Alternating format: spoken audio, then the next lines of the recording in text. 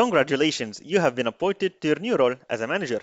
You'll now be managing a multicultural team with different educational backgrounds, competencies, and ambitions. Your goal now is to meet the team's targets that will contribute in achieving the organization's strategies. How should managers work in their day one? What are the organization's expectations on managers? How do managers take good decisions? And how do managers work in a VUCA environment? How do managers manage teams both virtually and physically? All of these questions and more will be covered in this video. I am Al-Hammouri and this is my Management Manifesto. Although we can find the seeds of many of today's management ideas throughout history, such as in early civilizations, agricultural era, in the supply chain of wars, management was not yet a field of study. Managerial roles arose in the beginning of the second industrial revolution, which is mass production, where factories were full of workers performing tasks repeatedly. Managers were needed to manage these workers and to coordinate between different functionalities to ensure meeting the set quantities and to meet the market's demands. Excluding the bossless companies, the reliance on management has been increasing ever since, and organizational structures does not exist without managerial roles. Defining management. Management is the art of getting work done through people with the satisfaction of employees, employers, and public. It may sound simple, but not anyone can be a manager and manage teams. Specific traits, characteristics, knowledge, and skills are required for a manager, including leadership, technical knowledge, critical thinking, emotional intelligence, cultural awareness, active listening, communication skills, and the list goes on. Furthermore, a manager needs to have a growth mindset. Having this growth mindset, it releases managers from the expectations of being perfect. Having this mindset, managers need to learn from ordinary places and common things, such as a waiter serving food in a restaurant with a smile on his face, or baby's persistence to walk. And after that, they need to synthesize this information and apply it in a particular situation at work.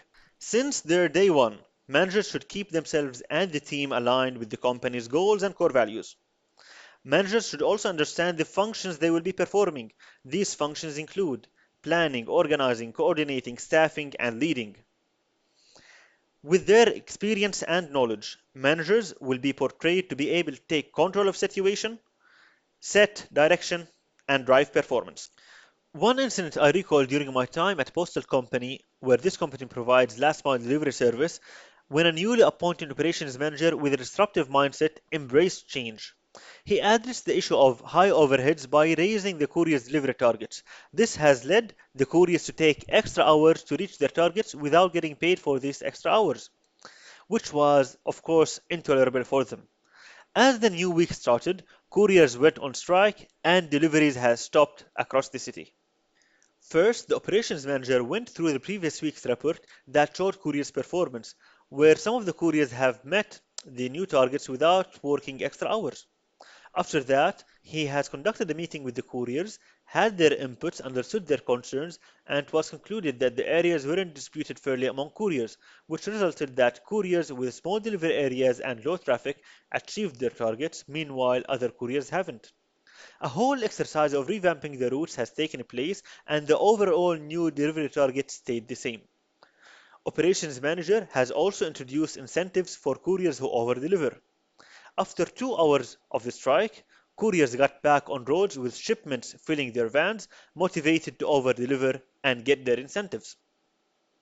This incident has shown the operations manager has set direction by reducing the cost, taken control of the situation, and drove performance. Promoted or newly hired managers need to be aware of the management paradox, which is growing organizations require management, but people don't like to be managed.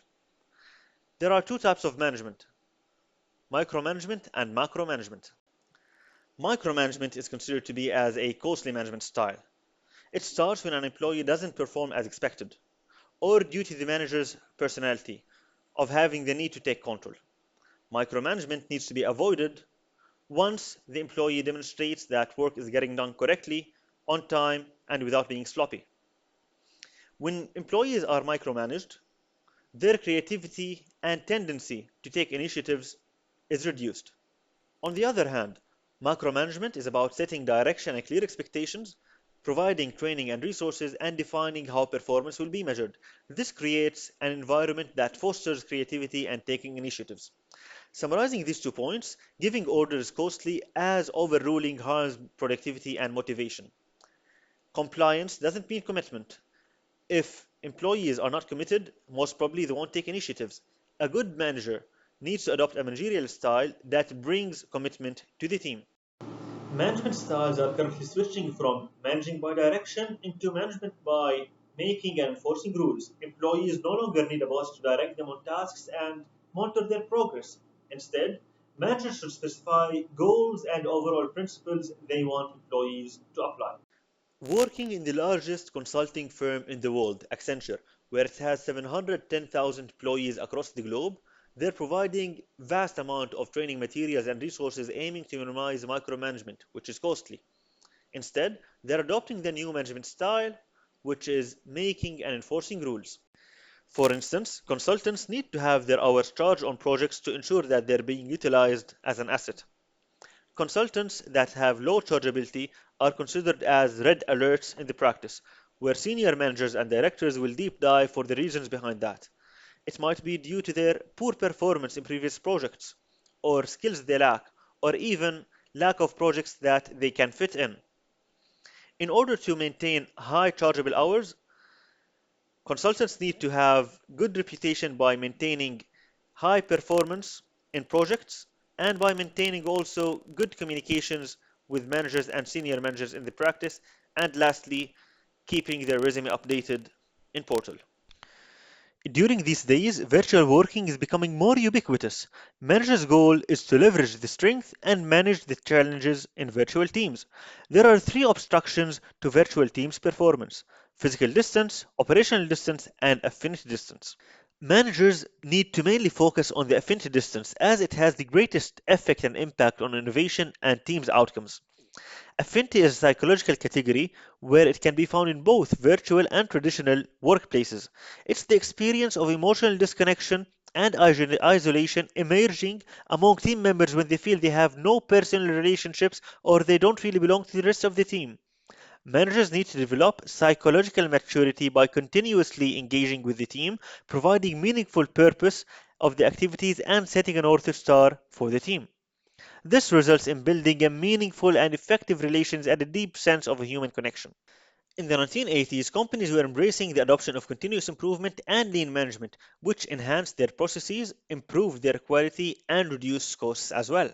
A study shows that by 2025, 20 billion devices will be connected, which is approximately 3 times the world's population. So organizations need to adopt digitalization to survive. The baseline of a leadership team needs to be technologically savvy, where digitalization provides resilience for organizations to rebound and come back effectively by providing information and transparency. Finally, managers need to treat their technological acumen as they treat their profits. Thank you.